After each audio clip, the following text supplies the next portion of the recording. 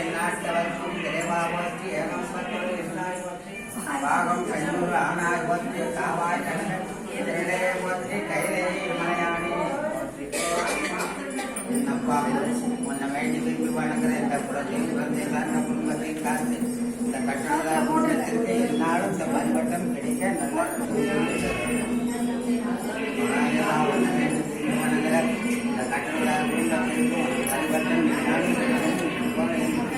ஏறும் சிறப்போடு இருக்க நல்லா